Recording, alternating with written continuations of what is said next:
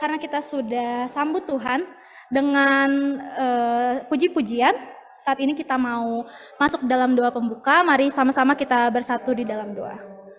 Bapa yang kami sembah dalam nama anak-Mu Tuhan Yesus Kristus, selamat malam ya Bapa. Terima kasih telah kumpulkan kami, walaupun tempat kami terpisah ya Bapa, namun kami mengucap syukur kami bisa menggunakan platform Zoom ataupun YouTube untuk kami sama-sama mengikuti ibadah Nimogi malam hari ini. Ya Bapa, malam hari ini kami akan belajar bagaimana menjadi murid-Mu ya Bapa. Untuk itu ya Tuhan, kami mau serahkan jalannya Nimogi ini dari awal pertengahan sampai akhirnya. Kiranya semuanya ini hanya demi kemuliaan nama Tuhan. Hanya ke dalam nama-Mu Tuhan Yesus Kristus, kami berdoa juga mengucap syukur. Haleluya. Amin. Oke. Kencengin sedikit lagi. Katanya suara kecil.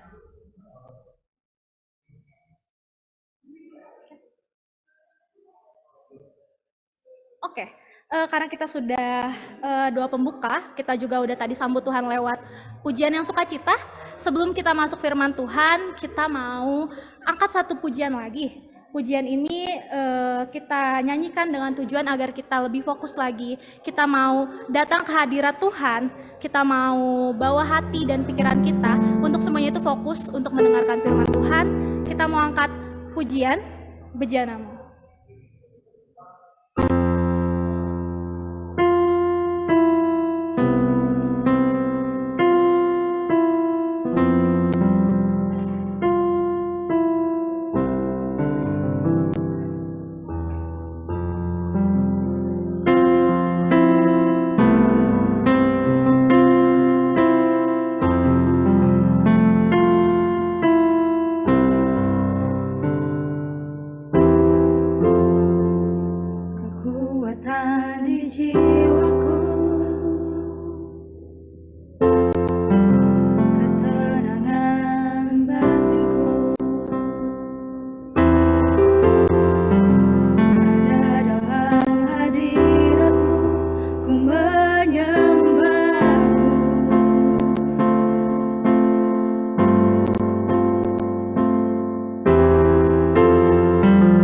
Tersungkur di kakimu.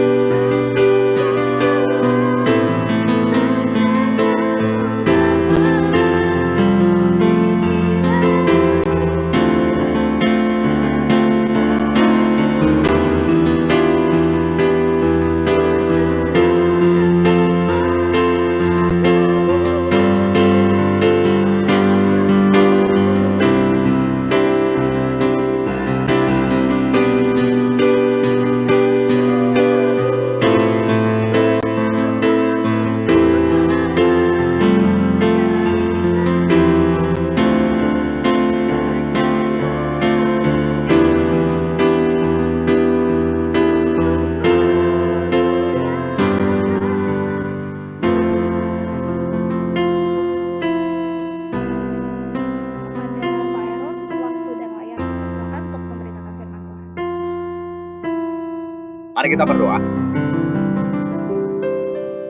Malam ini Tuhan, dalam anugerah yang besar Tuhan, di dalam kasih setiamu Tuhan, Engkau Tuhan memberikan kepada kami Tuhan kesempatan Tuhan untuk bersama-sama Tuhan belajar akan firman-Mu Tuhan.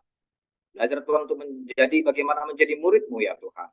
Dan ini adalah suatu kemewahan, suatu kekayaan Tuhan. Engkau berikan kepada kami kesempatan Tuhan bersama-sama belajar akan firman.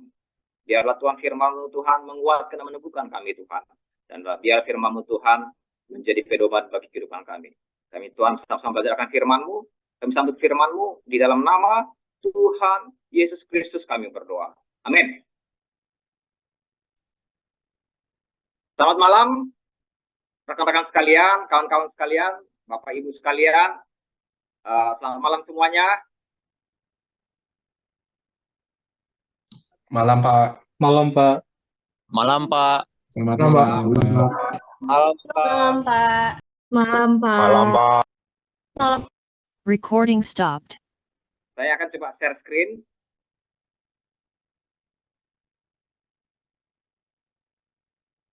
Apakah bisa? Oke. Apakah Bapak Ibu bisa kelihatan, kawan-kawan sekalian? Bisa, Pak. Ya, Bisa, Pak. Bisa, Pak. Oke, terima kasih sudah bisa kelihatan. Ini share screen-nya sudah saya kasih. Apabila ada yang mau, sudah saya serahkan kepada saudari Valencia, bisa diminta kalau ada yang mau, silakan. Mau dipakai silakan, saya izinkan. Oke, Bapak Ibu sekalian, kawan-kawan sekalian, terima kasih sebelumnya saya ucapkan malam ini temanya menjadi murid Kristus, yaitu teologi lingkungan hidup ekologi. Jadi temanya adalah peran murid Kristus dalam lingkungan hidup.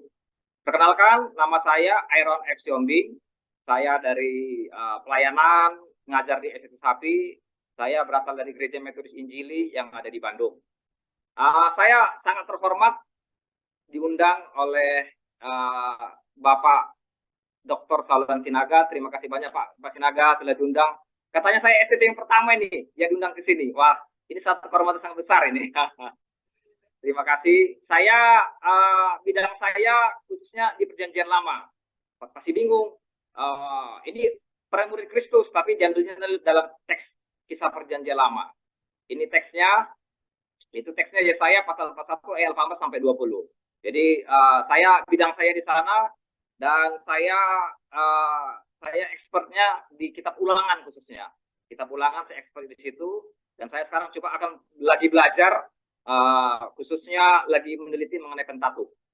Jadi saya coba bawa di sini. Mari kita lihat Alkitab kita dalam Yesaya pasal 41 ayat 18 sampai ayat yang ke-20. Saya akan membacakannya bagi kawan-kawan sekalian. Recording in Yesaya progress. pasal 41 ayat 18 sampai 20 ayat 18. Aku akan membuat sungai-sungai memancar di atas bukit-bukit yang gundul, dan membuat mata-mata air membual di tengah dataran. Aku akan membuat padang gurun menjadi telaga, dan memancarkan air dari tanah kering. Ayat 19, aku akan menanam pohon aras di padang gurun, pohon penaga, pohon murat, dan pohon minyak. Aku akan menumbuhkan pohon-pohon sanobar di padang belantara, dan pohon berangan serta cemara di sampingnya, supaya semua orang melihat dan mengetahui, memperhatikan dan memahami bahwa tangan Tuhan yang membuat semuanya ini, dan yang Maha Kudus Allah Israel yang menciptakannya. Berbahagialah bagi orang yang mendengarkan serta melakukan firman Tuhan. Ini adalah teks Alkitab, yaitu terjemahan baru yang pertama. Sekarang ada terjemahan baru yang kedua, tapi saya belum membukanya. Mungkin tahun depan gitu bisa, karena sudah akan umum itu. Terjemahan LAI yang kedua. Oke, kawan-kawan sekalian, ini saya mencoba membawa mengenai lingkungan hidup dalam Yesaya pasal 41 ayat 18 sampai 20. Karena tesis saya, argumentasi saya, presposisi saya, titik berangkat saya adalah bahwa di dalam Perjanjian Lama, PL, yaitu itu banyak ragam, banyak cerita, banyak teologi yang bisa dibuat untuk kita berteologi. Nah, jadi oleh sebab itu, saya akan coba membawa yaitu mengenai teologi lingkungan hidup, khususnya dalam kitab Yesaya pasal 41 ayat 15-20 mengenai lingkungan hidup. Ini konstruksi saya sendiri. Ini saya konstruksi sendiri. Kalau kita melihat, kalau kita sering pagi-pagi bangun tidur, saya biasanya lihat handphone berita, ya misalnya sudah agak sedikit sadar, saya biasanya buka Google. Bagi kawan-kawan sekalian kalau sering buka Google, biasanya pasti kalau pagi-pagi itu muncul ya jam 9, jam 8 itu muncul berita-berita yang terupdate yang cukup itu. Nah, saya buka ini yaitu Sekjen PBB Antonio Guterres. Di CNN dia mengatakan bahwa kawan-kawan sekalian, era pemanasan global itu telah berakhir. Pasti kita sering mendengar global warming. Itu sebenarnya global warming itu sudah berakhir. Itu sekitar ya beberapa tahun yang lalu. Guterres mengemukakan, Guterres menyatakan, mengumumkan bahwa kita ini bukanlah dalam global warming. Mungkin kawan-kawan sekalian sudah tahu. Dikatakan bahwa muncul sekarang era baru, yaitu era pendidikan global. Bukan global warming, tapi global bowling sekarang. Kata Sekjen PBB ya. Pasti kalau Sekjen PBB, kalau PBB mengatakan sedemikian, berarti memang mereka berdasarkan kajian, penelitian riset para ahlinya. Itu kata Guterres. Jadi kawan-kawan sekalian, inilah informasi terbaru. Dan inilah yang kita hadapi terbaru. Inilah empirik yang kita alami sekarang, pengalaman yang kita alami sekarang. Jadi kita harus tahu.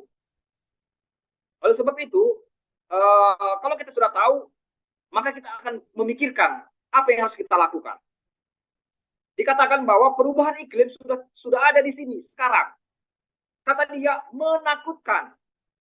Kalau kita mungkin di Indonesia mungkin ya masih biasa-biasa saja kan gitu. Tapi dia mengatakan ini sudah menakutkan. Dan dikatakan ini baru permulaan, ini masih awal. Saya rasa saya kan di Ciranjang ini, STT Sapi Ciranjang di Cianjur. Saya di kampung-kampung di sini. Di sini saya sudah biasa kalau jam 1 siang, jam 12, jam 1, jam 2 itu suhunya 36 derajat. Nggak kebayang, 36 derajat. Bentar lagi, malam ini aja berapa derajat? Ini 31, 32. Dulunya nggak seperti gini.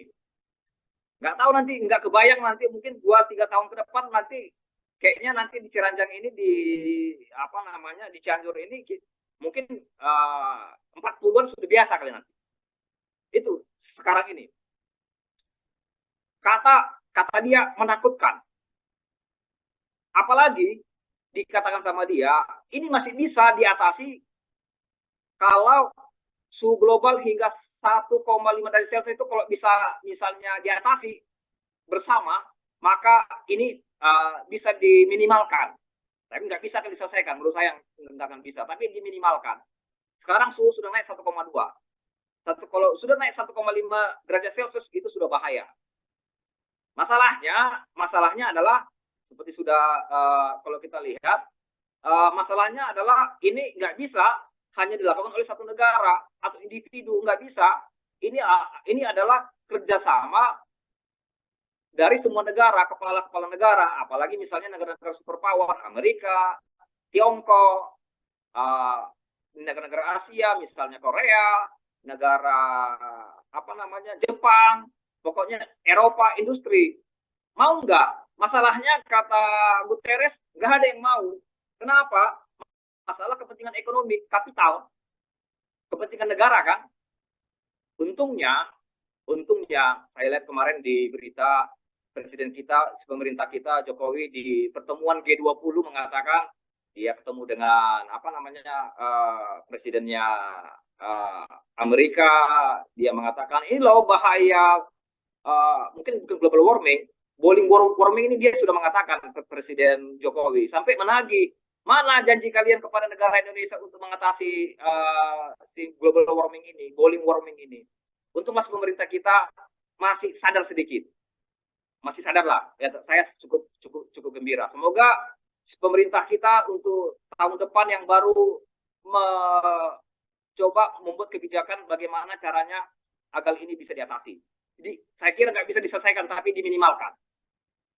Nah, makanya sampai diberikan sama Guterres sampai dikatakan aksi iklim yang dramatis dan langsung. Berarti harus, ya mungkin ya dapat dikatakan bukan evolusi lagi, kata si Guterres. Bukan evolusi, tapi harus revolusi. Para pemimpin dunia, bagaimana caranya meminimalkan agar tidak terjadi kenaikan suhu 1,5 derajat Celcius. Dia mengatakan demikian. Kata Guterres, ini adalah bom waktu. Wah, ini bentar lagi. Kita masih belum terlalu terasa. Ini bom. Kalau sudah bom waktu, waduh, kita tidak tahu apa yang terjadi. Lalu, nah, ini dikatakan ambang kritis. Mengakibatkan kerusakan iklim yang tidak dapat diubah. Nah, kalau udah sampai 1,5, udah goodbye my love aja kan gitu. Sudah susah. Sampai kalau misalnya kalau kita baca, mungkin kawan-kawan yang sering baca informasi atau segala macam, apalagi yang bidang-bidang sains, sampai sudah ada wacana loh, wacana-wacana orang-orang konglomerat, orang-orang kaya. Biasanya kalau orang kaya konglomerat itu ya uang-uangnya ya sekitar di atas 100 triliun lah kan gitu. Kalau hanya di bawah 1 triliun, itu masih belum. Tapi orang-orang yang sudah di atas uangnya 100 triliun atau 50 triliun ke atas itu udah mikir bagaimana caranya nanti mereka pindah dari bumi. Mereka itu sudah pindah ke luar angkasa itu. Tapi udah berpikir sekarang bagaimana cari pengganti bumi. Kan gitu. Kenapa? Ya karena mereka sudah tahu apa yang terjadi. Sekarang sudah mulai kelihatan keruntuhan total sebagian besar lapisan es Greenland dan Antartika Barat. Nah, ini kan seperti kalau misalnya Greenland ini kan Antartika ini kan seperti ini kan kayak batu es segala macam, kayak kulkas gitu. Yang yang mengatur suhu bumi. Kalau ini sudah runtuh udah nggak tahu lagi. Nah, sampai dikatakan global boiling. Nah, udah kebakaran aja. Udah mendidih, nggak kebayang kalau misalnya sudah suhu itu udah di atas 50 derajat. Nggak ngerti, nggak tahu apa yang terjadi. Mengakibatkan gelombang panas yang ekstrim. Nah, ini pasti sudah kekeringan parah. Cuaca ekstrim sebagian besar dunia sudah ada. Sampai dikatakan, ada teman mengatakan di Australia, di Iran, sampai udah 50 derajat Celcius pada masa-masa bulan Juni sampai sekarang ini.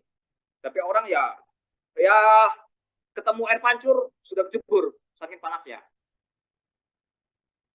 Oleh sebab itu, bagaimana refleksi firman Tuhan, teologi lingkungan hidup menurut Yesaya pasal 41 ayat 15-20. Kawan-kawan sekalian, ini saya rekonstruksi sendiri. Nah, latar belakang dalam kitab Yesaya pasal 41 ayat 18-20 ini merupakan kitab nubuatan. Jadi banyak kitab. Dalam kitab Perjanjian Lama banyak jenisnya. Yesaya adalah kitab nubuatan. Ada misalnya sastra, ada misalnya hukum, Deuteronomi historis dari kitab Ulangan sampai Dua Raja-Raja, ada Pentateuch gitu kan, dari kitab Kejadian sampai Ulangan. Ada punya versi masing-masing dan punya ciri khas masing-masing. Jadi kalau Yesaya adalah nubuatan. Kalau nubuatan apa sifatnya? Sifatnya adalah eskatologis. Kalau dia Deuteronomi historis dari kitab Ulangan, Deuteronomi kitab Ulangan sampai Dua Raja-Raja, ciri khasnya adalah saya senang ini karena itu adalah disertasi saya, penelitian saya. Yaitu ciri khasnya adalah realistik, realis, empirik. Ini loh kenyataan sekarang. Sehingga sampai para ahli mengatakan kalau dia kitab Ulangan sampai Dua Raja-Raja, ciri khasnya pesimis. Karena ya ini loh yang terjadi sekarang, empirik, realis. Berbeda halnya kalau kitab misalnya nubuatan. Ciri khasnya adalah eskatologis. Apa eskatologis? Eskatologis adalah misalnya lebih gampang, lebih sederhananya adalah bicara misalnya Tuhan Yesus datang yang kedua kali, pengangkatan. Itu ciri khas yang paling sering kita dengar. Nah, kalau dia eskatologis itu ciri khasnya adalah naturnya yaitu pengharapan. Jadi ketika para nabi, para penulis Alkitab, para redaktur dari kitab nubuatan, mereka itu menawarkan pengharapan yang sangat besar, pengharapan di tengah-tengah penderitaan, pengharapan di tengah-tengah kekacauan. Itu berbeda tadi dengan kitab-kitab Deuteronomi historis dari kitab Ulangan sampai Dua Raja-Raja. Realis, ini loh kenyataan sekarang. Jadi yang dikatakan oleh kitab Ulangan sampai Dua Raja-Raja, kitab Deuteronomi historis itu, ya ini kita mengalami kehancuran, penderitaan yang kita alami sekarang. Sementara Yesaya mengatakan, penulis Yesaya pasal 41 mengatakan, iya di tengah-tengah itu ada pengharapan. Di tengah-tengah kekecauan yang dialami oleh umat, ada pengharapan yang diberikan oleh Allah kepada kita. Konteksnya, dalam Yesaya pasal 1, jadi kitab Yesaya, para ahli mengatakan terbagi atas 3 bagian. Dalam kitab lain juga sudah membagi atas 3 bagian. Yesaya pertama, yaitu pasal 1 sampai pasal 39. Yesaya yang kedua, pasal 40 sampai 66. Ini ada 2. Saya menggunakan teori yang terbaru, Deutero Yesaya, yaitu Yesaya yang kedua. Saya menggunakan, kalau teori lama, tradisional ada 3. Saya menggunakan teori yang terbaru, ada 2. Teks yang kita baca sekarang yaitu yang kita pelajari sekarang adalah pasal 41. Jadi Yesaya yang kedua. Nah, kalau dia pasal 40 sampai 55 di pembagian Yesaya yang kedua, ini ciri khasnya yaitu ini adalah ciri teologisnya adalah nubuatan keselamatan.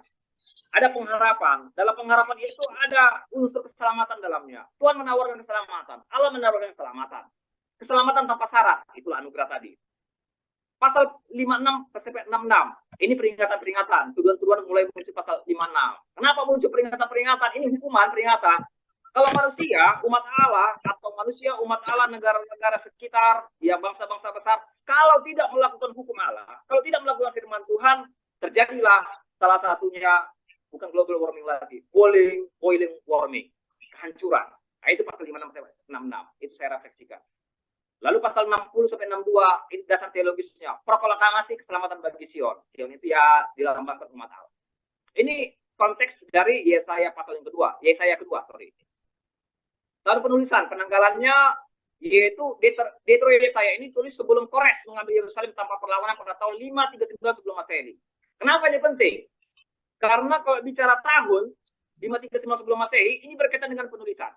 Berkaitan dengan penulisan, berbicara dengan siege in labor, yaitu konteks sosial politiknya seperti apa. Jadi dalam teks Alkitab, kalau kita lihat, kita mengetahui teksnya, tadi kita baca berapa ayat ini, kalau kita mengetahui siapa penulisnya, tahun berapa penulisan, maka kita akan bisa mengkonstruksi bagaimana konteks sosial politik. Nah, dalam teologi lingkungan hidup, berdasarkan kitab Yesaya pasal 41 ini, ada unsurnya. Kalau ini saya fokusnya hanya di sini saja. Pasal 18 sampai 20. Saya nggak kemana-mana. Hanya di sini saja. Karena nanti kalau bicara teks lain, beda lagi nanti konteksnya. Beda lagi teologinya. Unsur-unsurnya, yang khusus di ayat 18 sampai 20, ada air. Ayat 17, ayat 18. Ada sungai. Ini masih bagus. Ini masih yang ideal ini. Ada telaga, kayak danau. Ayat 19. Ada bukit-bukit, tanah. Nggak tahu nanti, masih ada lagi nggak nanti ini. Padang gurun. Ada tanah kering, ada pepohonan. Ini di dalam konteks 539 sebelum Masehi itu isu lingkungan hidup belum ada. Kenapa? Karena alam masih bagus. Kapan alam hancur? Ketika masuk revolusi industri. Tapi sudah berbicara mengenai lingkungan hidup. Nah, lingkungan hidup rusak disebabkan oleh manusia. Ini bicara 53 sebelum Masehi. Yaitu konteksnya Yesaya pasal 41. Israel Utara, yaitu ibu kotanya Samaria, rusak dan hancur oleh Asur. Dihancurkan. Wah, itu. Kenapa? Karena ada power, karena ada kekuasaan, ada politik, dihancurkan. Ada unsur itu. Ada unsur ekonomi juga. Hancur dia. Lalu, kurang lebih tahun 720-an, kurang lebih. Kalau tidak salah. Israel Selatan. Nah, ibu kotanya Yerusalem. Dihancur oleh Babel. Temboknya hancur semua. Apa kerusakannya? Istana, tembok Yerusalem, bait Allah, tanaman, tumbuhan, air, ladang, sungai, dan lain-lain dihancurkan sebagai simbol kekalahan suatu negara. Bukan hanya ini saja dihancurkan, tapi bait Allah dihancurkan, Allahnya juga sudah hancur. Jadi itu kehancurannya, luar biasa kehebatannya. Kenapa? Karena kalau misalnya pada zaman dulu strategi perangnya, kalau ingin mengalahkan suatu negara, maka biasa suatu negara itu ada temboknya. Tembok dihancurkan. Nah, sebelum tembok dihancurkan, biasanya disabotasi itu semua. Airnya disabotasi, pangannya disabotasi, sehingga ya mungkin bisa bertahan 1 bulan, 2 bulan, 6 bulan bertahan dengan logistik pangannya. Sudah nggak bisa lagi, baru. Makanya sungai-sungai jangan-jangan dibentuk sama mereka, biar air nggak mengalir. Sehingga dihancurkanlah suatu negara itu. Salah satunya adalah Israel Selatan. Itu mengakibatkan apa? Kehancuran dari lingkungan hidup. Dampaknya, Ini ayat 17, kemiskinan. Sudah pasti, karena perang. Kekeringan, sehingga kurang air. Ini isunya, tadi sudah tanah, sekarang air. Ekonomi kemiskinan. Baru pangan, kesusahan pangan, ayat 17. Kenapa? Ya karena ya sudah disabotase kan. Itunya pangannya, biar kalah, hancur mereka. Jadi kalau ingin mengalahkan suatu negara pada zaman dulu, kalau militernya kuat, berarti yang pertama apa dulu yang dihancurkan? Ya pangannya, perutnya sudah kosong ya pasti mereka akan nyerah kan? Nggak bisa lagi perang mereka. Perekonomian hancur, pertanian sebagai sumber pangan rusak.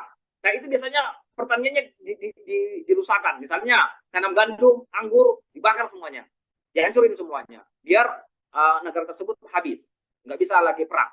Jadi ekonominya hancur, nggak bisa makan, lalu makanya mengakibatkan spiritualnya, rohaninya, spiritnya udah kalah dulu. Ya, perang psikologis juga ada di sana. Oleh sebab itu, di tengah-tengah kehancuran tadi sudah kita lihat konteks dari kitab nubuatan tadi, ada pengharapan, ada keselamatan. Dalam pengharapan itu ada keselamatan dalam lingkungan hidup. Apa yang dikatakan di dalam kitab Yesaya pasal 1 tadi? Dikatakan bahwa janji Allah akan memulihkan lingkungan hidup bila umat Allah bertobat. Inilah disebut dengan eskatologis. Allah berjanji. Ini loh, Tuhan berjanji. Apa janji Allah untuk apa? Untuk memberikan pengharapan. Janji keselamatan. Janji pemulihan untuk lingkungan hidup ada. Kan gitu. Oleh sebab itu, janji akan pemulihan ini, maka perlu apa? Perlu adanya, nggak bisa hanya sebatas hanya Allah saja, tapi perlu umat juga. Ada apa namanya, hubungan. Nggak bisa pasif, harus aktif. Kan gitu. Saya cek bahasa apanya, saya cek dari gramatikalnya, ya dia harus aktif ya, nggak boleh pasif.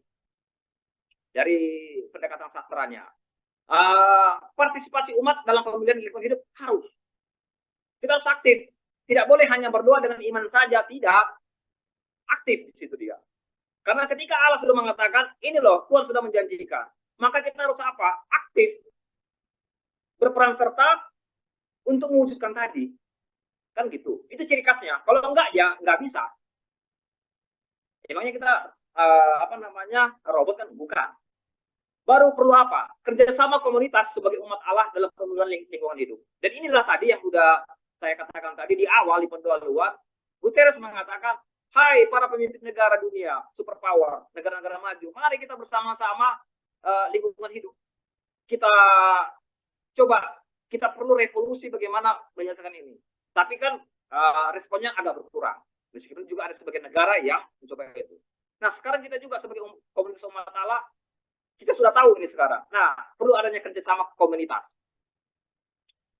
Ini sangat penting. Lalu, yang ketiga, ini perlu apa? Unsur kesengajaan dalam proses pemulihan lingkungan hidup. Sengaja. Nggak bisa hanya kita harus beriman saja, berdoa saja. Tuhan nanti akan yang tidak. Ada kesengajaan. Kawan-kawan sekalian, kemarin saya lagi menguji ada mahasiswa STS1 skripsi. Cukup menarik penelitiannya mengenai lingkungan hidup. Ini saya cukup menarik karena saya kan biasanya dalam saya itu kajian abstraksi, teoritis kan gitu. Saya bukan di kajian empirik. Ini cukup menarik. Penelitian empirik. Bukan kajian-kajian apa namanya, dialektika, bukan kajian-kajian dialektika teoritis, bukan. Saya senangnya saya bidangnya di kajian-kajian dialektika teoritis. Tapi ini empirik, cukup menarik. Lalu saya simpulkan, cukup menarik penelitiannya adalah bahwa pemahaman itu, kalau pemahaman sikap itu suatu kesatuan itu akan suatu firman Tuhan, akan suatu teori, misalnya bagaimana pemahaman mengenai lingkungan hidup, bagaimana itu bisa pemahaman didengarkan dari baca buku, dari apalagi khususnya khotbah hari Minggu di mimbar, di gereja, sering khotbah di gereja sini, mereka mendengarkan pemahaman akan lingkungan hidup itu, sikapnya seperti apa, mereka setuju akan lingkungan hidup perlu dipelihara, segala macam, alam perlu di alam itu. Cukup menarik adalah itu kategori dari presentasinya hanya 30%, nggak sampai 40%, 36%. Bayangkan, 36% itu si pemahaman. Terus, sorry, 60%, sorry, 60 sampai 65%. Kalau paham, semua paham. Karena sudah didengarkan, sudah dari kelas, dari teoritis, mungkin dari baca, dari pendeta yang berkhotbah. Tapi, bicara tindakan, unsur kesengajaan tadi ini, tindakan, praktek, itu hanya 36%, 30 sampai 36%. Makanya, Tuhan Yesus mengatakan, pelaku firman Tuhan adalah orang seperti orang yang mendirikan apa itu? Mendirikan rumah bangunan di atas batu karang. Kenapa? Karena hasil dari penelitian mahasiswa ini secara empirik, melakukan itu susah. Paham bisa, sikap bisa. Tapi ketika sudah melakukan, ada unsur kesengajaan cuma 36%. 30 sampai 36%. Artinya apa? Artinya di sana pasti banyak faktor. Ada faktor ekonomi lah, ada faktor misalnya, faktor ekonomi lah, ada misalnya juga faktor-faktor lain. Misalnya kesibukan lah, mungkin faktor, banyak lah faktor di situ. Jadi intinya lingkungan hidup, pemulihan lingkungan hidup, adanya unsur kesengajaan. Kalau bicara unsur kesengajaan berarti dipaksa. Saya sering dengar dulu, kita perlu kesadaran, kita perlu itu. Itu penting juga. Tapi ternyata manusia tidak bisa seperti itu. Manusia perlu disengaja. Sehingga saya riset di dalam perjanjian lama, makanya penting disebut dengan disiplin. Perlunya ada hukuman. Di hukum itu bentuknya disiplin, bukan karena kekejaman. Unsur kesengajaan tadi. Jadi, agar pengharapan pemulihan lingkungan hidup terjadi, perlu disengaja. Oleh sebab itu, apa refleksinya bagi kita saat ini? Apa peran murid Kristus dalam lingkungan hidup? Yang pertama, ini penting, unsur kesadaran bahwa dunia kita sekarang ada di ambang kritis. Jadi kawan-kawan sekalian, sekarang sadarilah. Mari kita menyadari, kita saat ini sedang menghadapi krisis. Tapi ada tapinya, ada krisis. Di tengah-tengah krisis, ada juga bisa mengambil apa keuntungan. Ini kan sisi informasi. Kita sudah tahu data ini sekarang. Saya baru lagi riset dari penelitian kita tahun 1. Saya tadi baru baca dari riset saya baca Yusuf. Luar biasa itu Yusuf. Yusuf, dia sudah tahu informasi, data. Taunya dari mana Yusuf? Taunya Yusuf itu dari, ini bersifat eskatologis, ini sudah bersifat supranatural. Tuhan memberikan mimpi kepada dia, melalui dia bisa menafsirkan mimpi Firaun bahwa akan terjadi 7 tahun kelaparan. 7 tahun kelaparan, sebelum kelaparan 7 tahun ada kekeringan, ada kelaparan, ada bencana, sebelumnya ada masa-masa kesuburan. Berkat melimpah. Itu kan informasi. Data. Ada krisis, ada kesempatan. Bagi kawan-kawan sekalian yang lagi kuliah atau juga yang sudah lulus atau macam. Nah ini kalau misalnya 5-10 tahun ke depan, sudah tahu bisnis apa nanti akan bisa dihadapi. Pasti tuh. Bisnis apa, ini bisa mengambil keuntungan di tengah krisis. Kita harus sadar, ini data yang kita hadapi sekarang.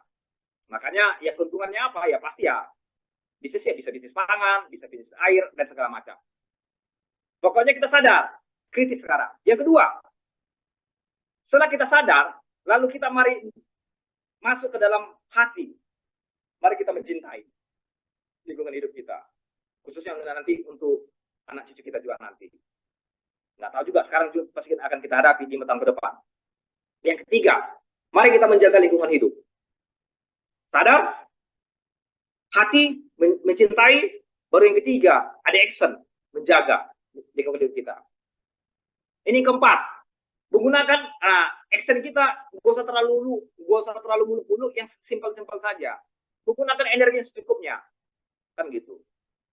Mari kita gunakan dari kita sebagai umat Allah secara person, secara pribadi, maupun juga nanti kita misalnya para pemimpin misalnya di gereja, atau para pemimpin kita di rumah tangga kita, di lingkungan sekitar kita, di sekitar kampus kita, lingkungan pekerja kita, di tempat kita berada. Mari kita gunakan energi secukupnya. Ini contohnya AC. Kalau tidak dipakai langsung matikan. Itu hal-hal simpel dan sederhana. Kendaraan. Kalau misalnya terlalu dekat, nggak terlalu itu, ya sudah, usahakan bisa bareng-bareng. Kalau misalnya pergi rombongan, bisa misalnya bawa 4 mobil, kalau misalnya bawa bisa 2 mobil, boleh kan gitu. Atau 3 mobil, dikurangi. Kendaraan diminimalkan. Nah, kendaraan bisa misalnya menggunakan, ya kalau kita punya uang ya, kalau punya uang yang berlebih, ya biasanya menggunakan pertalite, gunakanlah premi pertamax atau kayak gitu, kan gitu. Misalnya kalau ada uang lebih, kalau enggak ya nggak masalah juga. Itu kendaraan. Ketiga, listrik. Ini biasa nih, karena kita energi listrik kita cukup banyak, sehingga listrik kita harus kalau nggak tidak digunakan, ya matikanlah. Karena apa? Banyak energi yang digunakan di sana. Pesawat terbang. Ini cukup menarik, ini pesawat terbang. Ada rekan dosen dari IPB mengatakan ini ekstrim, tapi dilakukan bisa nggak juga. Cukup menarik, ini ekstrim. Dikatakan bahwa pesawat terbang salah satu penyumbang dari emisi itu karbon yang berlebihan, si pemanasan. Makanya dikatakan kalau misalnya nggak perlu naik pesawat, nggak usah. Makanya saya berharap kalau misalnya ke kampung di misalnya Medan, Siantar, kalau misalnya jalan dari Palembang sudah ada jalan tol sampai ke Siantar, bawa mobil aja kan gitu. itu ya, ini ekstrim, cukup ekstrim ini. Dan banyak lagi yang lainnya bisa kita lakukan secara bisa kita lakukan yang bisa. Ini hanya contoh minimalis.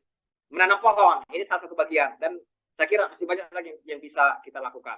Ini yang harus kita lakukan sebagai murid Kristus dalam lingkungan hidup. Amin. Terima kasih. Saya serahkan kepada moderator.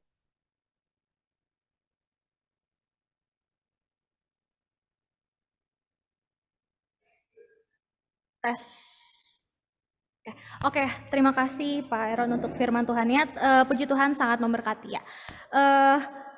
Dari sini kalau aku pribadi sih sangat terberkati dengan firman Tuhan ini, karena mungkin lingkungan hidup kalau kita pikir-pikir jauh banget gitu sama permasalahan keimanan. Tapi di sini kita belajar bahwa semuanya itu tuh saling terhubung gitu. Dan penerapannya itu juga hal-hal yang sebenarnya bisa kita lakukan kok sehari-hari. Jadi sebagai murid Kristus, teman-teman kita di sini diharapkannya dapat belajar dari firman Tuhan yang di-sharingkan oleh Pak Aaron tadi. Selain sharing dari aku, mungkin aku mau minta kesediaannya 1 atau 2 orang dari partisipan yang mau bertanya ataupun sharing terkait hal ini, bisa langsung raise hand aja. Adakah?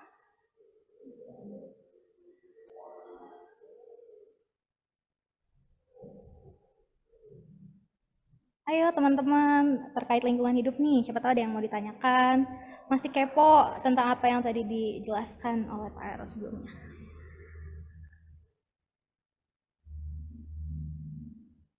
Oke. Ada yang mau bertanya?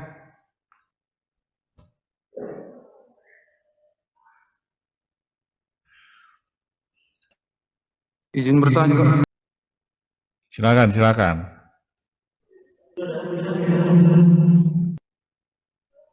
Oke, izin bertanya, Pak. Nggak gini. Sekarang gini, Pak. Ketika mahasiswa kita memang belajar tentang bagaimana mencintai lingkungan hidup kita. Kita belajar di sini bagaimana kita idealisme tentang semua norma-norma bagaimana kita menjaga lingkungan hidup. Namun bagaimana nanti kita setelah kerja, Pak? Mungkin kita berhadapan nanti antara dunia dengan mungkin yang kita tanamkan itu ketika kita masa semester 1 sekarang. Kita ditanamkan biar ramah lingkungan. Tapi bagaimana kalau kita kerja di tambang, Pak? Di tambang realistis saja langsung kita lihat, Pak. Pasti kita langsung perusakan. Contohnya Pak, Pulau Rempang. Kemudian investasi di Papua. Kita tahu siapa di balik investasi itu. Dia bukannya anak Tuhan Yesus Kristus. Dia orang Kristen, Pak. Batak juga. Tapi sekarang yang kutanya, Pak, bagaimana tanggapan Bapak akan hal itu? Di masa kuliah kita memang kita kayak disodorkan akan ayo jaga lingkungan. Kita dicekoki bagaimana kita biar menjaga lingkungan kita, idealisme kita harus ditanamkan. Tapi bagaimana setelah tamat kuliah, Pak? Akankah kita selalu memegang teguh jaga lingkungan itu, atau merusak lingkungan itu. Sumber pendapatan kita juga Pak, banyakkan batu bara, juga pertambangan. Investasi kita juga banyak di bidang itu Pak. Mungkin itu sih Pak pertanyaan dariku Pak.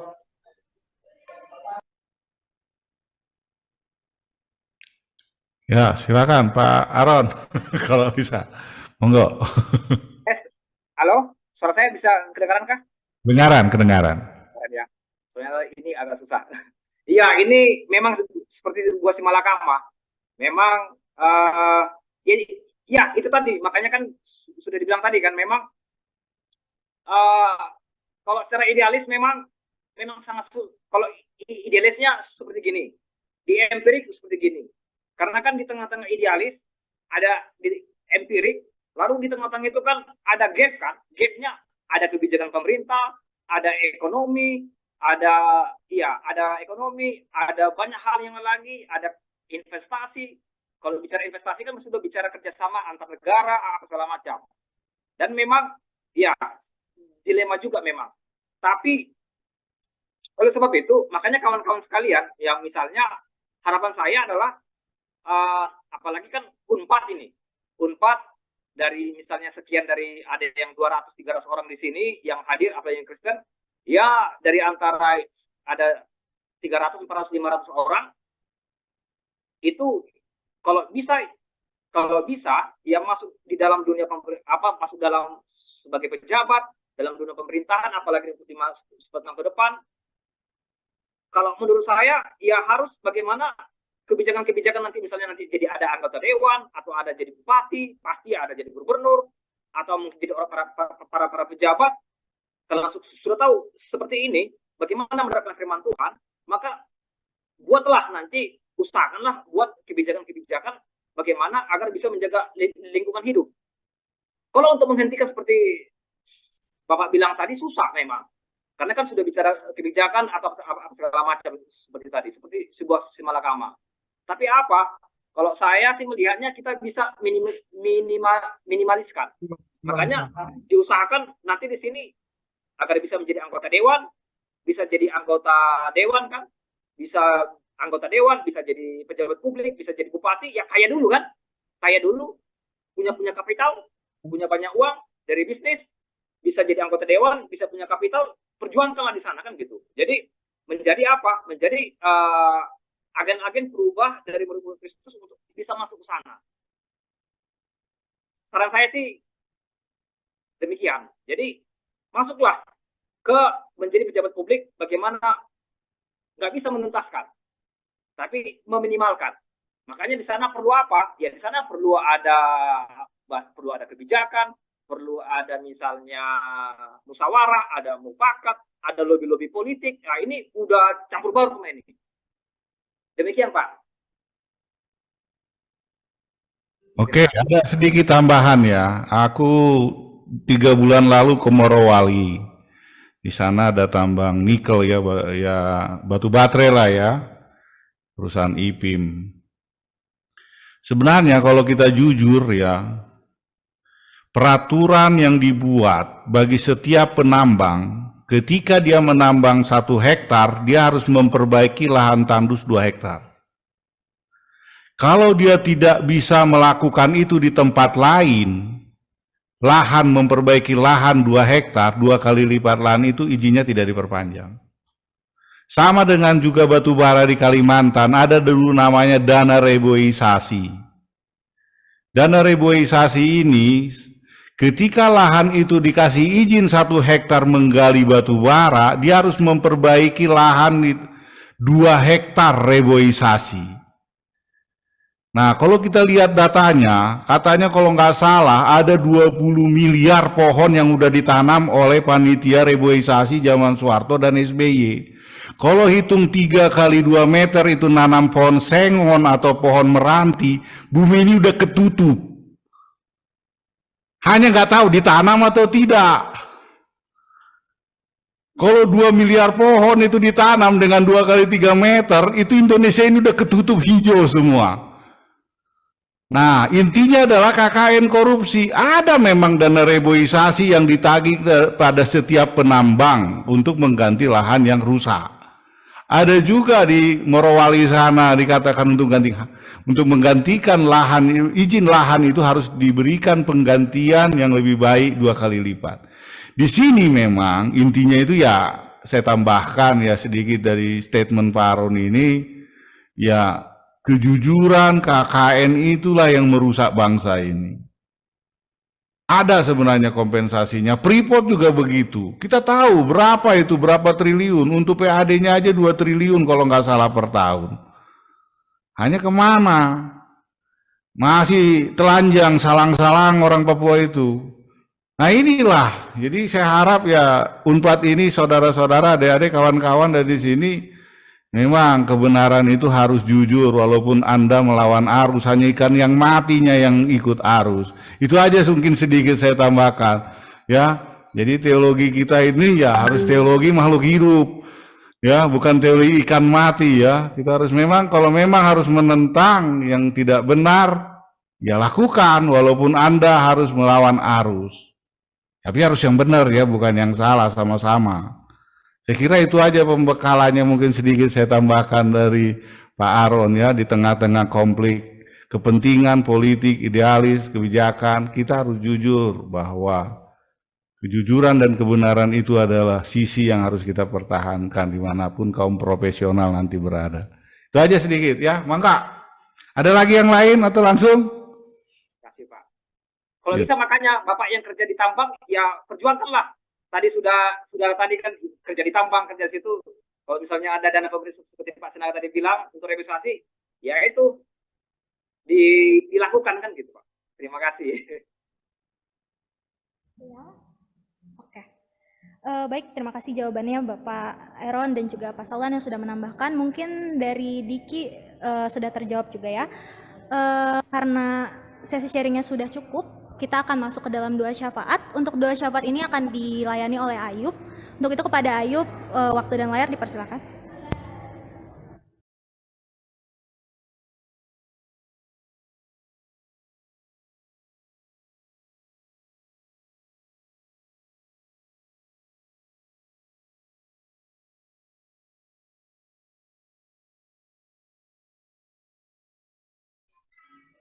Amin. Teman-teman, sekarang kita akan masuki doa syafaat. Pokok doa kita ada beberapa. Oleh karena itu, untuk teman-teman semua, mari kita bersatu di dalam doa. Tuhan Yesus, terima kasih Tuhan, kami tadi telah beribadah, telah berkumpul, satu hati kami memuji, menyembah-Mu, mendengarkan firman-Mu Tuhan. Saat ini kami ingin membawa doa kami ke hadapan-Mu Tuhan Yesus. Kiranya Tuhan Yesus, Engkau mendengar doa kami, dan kami berdoa Tuhan Yesus untuk Bapak Ibu dosen Tuhan.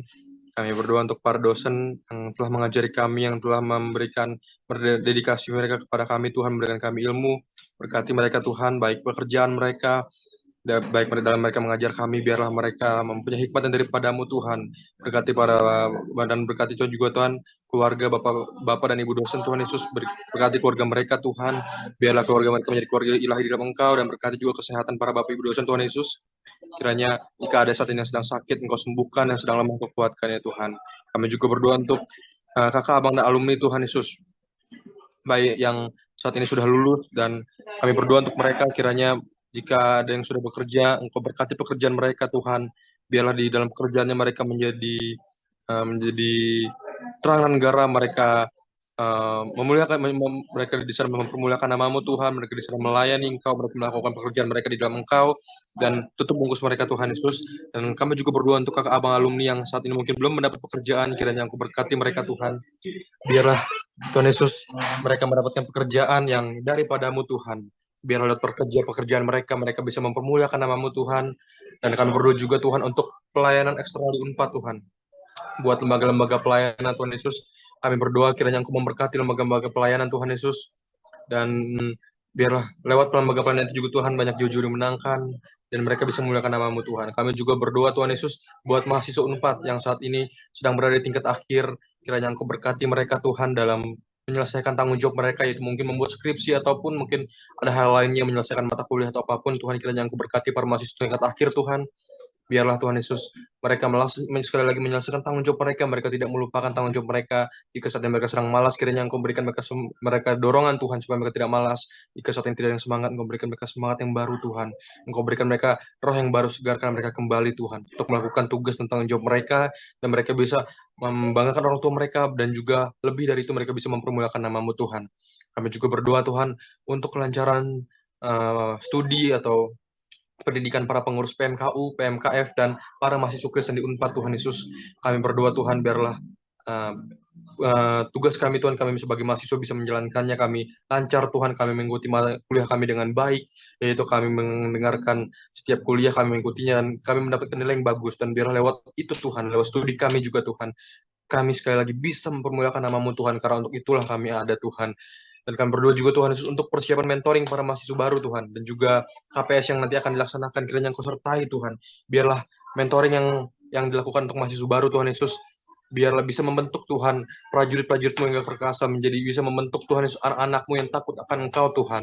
Dan biarlah lewat KPS ini juga Tuhan Yesus bisa membuat kami Tuhan, para mahasiswa Kristen di Unpad Tuhan, bisa bersatu hati, bisa Tuhan Yesus kami saling mengenal, kami yang adalah keluarga-Mu Tuhan, walaupun mungkin kami berbeda daerah, berbeda keluarga, tapi kami tidak mengkau satu saudara. Biarlah lewat KPS ini Tuhan banyak jujur menangkan mungkin, dan lewat mentoring ini Tuhan kami dipersiapkan Tuhan Yesus untuk melakukan kehendak-Mu Tuhan pada zaman ini Tuhan. Kami juga berdoa Tuhan Yesus buat setiap proker-proker PMKU dan para dan PMKF Tuhan. Bila proker-proker ini Tuhan Yesus Engkau sertai Tuhan, kami membawa proposal ini juga kepadamu Tuhan. Kiranya apa Tuhan Yesus yang menjadi proker kami Tuhan bisa mempermuliakan nama-Mu, dan itu yang Engkau kehendaki, dan itu Tuhan Yesus bukan kemuliaannya bukan untuk kami, tapi sekali kemuliaan kami berikan kepadamu Tuhan. Engkau sertai, Engkau cukupkan apa yang dibutuhkan dalam menjalankan proker-proker ini Tuhan Yesus, baik mungkin dananya, sumber daya manusianya, atau apapun Tuhan, perizinan dan lain sebagainya. Engkau sertai Tuhan, karena jika kami melakukan tanpa Engkau, itu semua tidak ada gunanya, semua sia-sia Tuhan, dan itu semua tidak akan terjadi. Kami juga berdoa Tuhan Yesus untuk kampus Unpad Jatinangor. Kiranya Unpad ini Tuhan menjadi universitas yang bisa mencetak Tuhan Yesus para mahasiswa yang benar-benar bisa berguna bagi bangsa Tuhan Yesus, bisa membangun Indonesia ini, bahkan bisa berguna bagi dunia ini Tuhan Yesus. Kami berdoa Tuhan, baik rektor dan para jajarannya, dosen dan para mahasiswanya, baik dari yang tertinggi sampai yang terendah Tuhan, Kau berkati dengan roh takut akan Tuhan. Kami memiliki hikmatan daripadamu Tuhan Yesus, dan Unpad ini menjadi mercusuar Tuhan di Jawa Barat Tuhan Yesus. Kami di dalam nama-Mu Tuhan Yesus Kristus. Dan terakhir kami juga berdoa Tuhan untuk bangsa dan negara kami Tuhan, dan tempat kami di Jatinangor ini Tuhan. Kami berdoa untuk bangsa kami Indonesia ini Tuhan. Biarlah kedamaian di Indonesia ini Tuhan, damai sejahtera ada di Indonesia ini Tuhan. Segala masyarakat Indonesia ini damai. Kami ucapkan shalom kepada Indonesia ini Tuhan, dan kepada negara ini. Dan kami juga ucapkan Tuhan damai sejahtera untuk Jatinangor, karena firman-Mu berkata, jika kami berdoa Tuhan kami harus berdoa untuk kedamaian dan ketentraman di mana kami tinggal. Kami berdoa untuk Jatinangor yang ada kami tinggal di sini, berkuliah di sini. Kiranya Engkau sertai Tuhan. Biarlah kedamaian ada di sini Tuhan. Tidak ada perpecahan, tidak ada roh begal, roh pencurian, roh apapun yang bukan daripada-Mu Tuhan, kami tolak, kami tengking dalam nama Yesus. Tapi yang adalah roh daripada-Mu yang saling membangun, saling memberkati, menguatkan di dalam nama Tuhan Yesus Kristus. Kami telah selesai berdoa Tuhan, dan segala doa yang kami ucapkan kami serahkan ke dalam tangan-Mu Tuhan Yesus. Kehendak-Mu yang tercipta, kehendak kami di dalam nama-Mu Tuhan Yesus Kristus. Haleluya, amin. Puji Tuhan. Amin. Terima kasih banyak Ayub buat doanya. Oke teman-teman, karena kita sudah di penghujung ibadah dari ibadah hari ini, aku mau simpulkan sedikit yang kita dapat. Bisa-bisa kita kena masalah terus tuh kalau dia masih ngelanggar aturan kayak gitu. Oke, dari ibadah hari ini aku mau simpulin sedikit bahwasannya memelihara lingkungan hidup yang Tuhan percayakan buat kita adalah peran penting, termasuk salah satu peran penting kita sebagai murid Kristus. Untuk itu teman-teman, mungkin hal-hal yang tadi dijelaskan terkesan hal-hal yang sederhana, tapi ya dari sinilah kita mau belajar untuk bisa melakukan itu dalam kehidupan kita sehari-hari. Mungkin walau kecil tapi sulit gitu untuk kita terapkan. Namun dengan penyerahan diri kita kepada Tuhan, kita mau diubahkan oleh Tuhan, tentunya itu menjadi kunci penting untuk kita bisa jadi murid Kristus yang bisa menjaga lingkungan hidup kita. Kita mau tutup ibadah kita mau angkat lagu komitmen kita mau nyanyikan lagu pujian sujud di altar.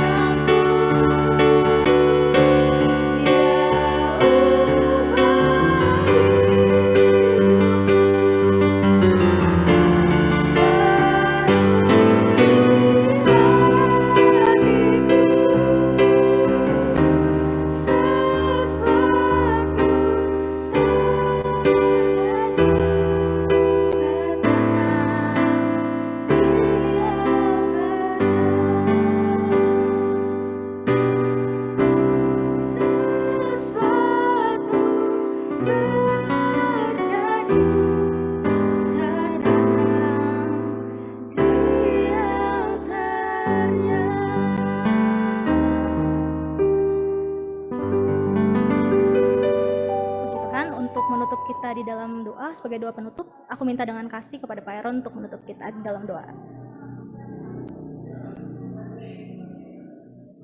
Mari kita berdoa. Kami bersyukur ya Tuhan, terima kasih Tuhan, saat ini Tuhan, atas anugerah yang besar Tuhan, di dalam kasih setiamu, dalam anugerah yang besar Tuhan, kami saat ini bersama-sama Tuhan, belajar akan firman-Mu. Ini Tuhan, kami serahkan seluruh hidup kami dalam tangan-Mu, kami serahkan Tuhan, saat ini Tuhan, dari panitia, KMPK Tuhan, Pak Dr. Salon Sinaga juga Tuhan, dan juga semua Tuhan, alumni maupun juga mahasiswa Tuhan, dan seluruh dosen Tuhan, kami serahkan ke dalam tangan-Mu ya Allah. Dan biarlah Tuhan, dari Sivitas Akademika, alumni dan seluruh mahasiswa Tuhan, semuanya Tuhan, hamba berdoa Tuhan, biarlah Tuhan menjadi berkat Tuhan bagi gereja-Mu, dan secara khusus Tuhan bagi bangsa dan negara ini ya Tuhan. Kami berdoa Tuhan, hamba berdoa Tuhan, biarlah menjadi Tuhan, menjadi para pejabat publik Tuhan, bisa juga menjadi Tuhan para pengusaha, para bisnismen, para profesional Tuhan, di mana Tuhan bisa ya Tuhan, yang bisa membuat kebijakan-kebijakan, bisa menjalankan kebijakan, dan juga Tuhan bisa Tuhan untuk menjaga, meminimalkan kerusakan lingkungan hidup Tuhan. Biar hamba serahkan Tuhan, Kau berkati Tuhan, dari Sivitas Akademika, dari tempat ini Tuhan. Terima kasih Tuhan, terima kasih Allah. Biarlah berkat dari Allah Bapa, kasih karunia dari Tuhan Yesus Kristus, dan persekutuan dengan Roh Kudus, pimpinan, arahan, dan tuntunan dari Roh Kudus menyertai kalian semua. Amin. Oke, terima kasih banyak Pak sudah membantu kita dalam doa. Untuk selanjutnya kita mau dokumentasi. Aku mau undang semua yang tergabung dalam Zoom meeting ini untuk on cam. Nanti operator akan SS satu per satu slide-nya. Kita kasih hitungan 5 detik aja kali ya. 1, 2, 3, 4, 5. Oke, kepada Kak Grace boleh di SS satu per satu. Kak Grace sudah aman? Oke, sedang di screenshot. Oke. Boleh dihitung juga ya Kak?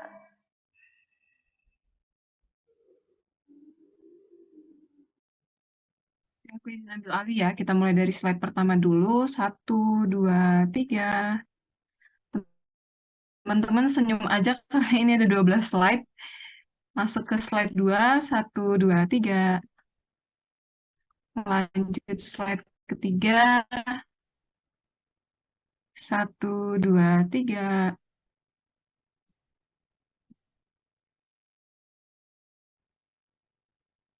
Satu, dua, tiga. Slide 6, 1, 2, 3.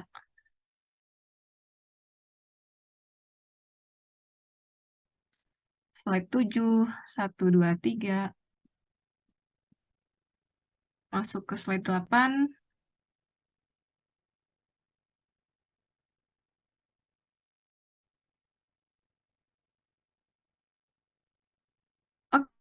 Oke, sudah Maria, dipersilakan.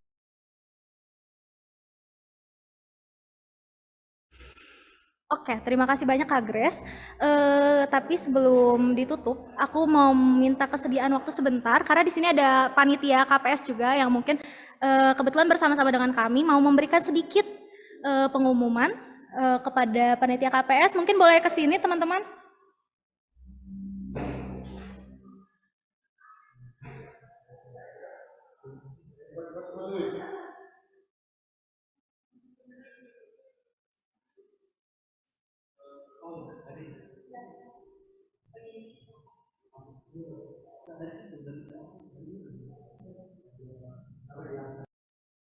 Shalom.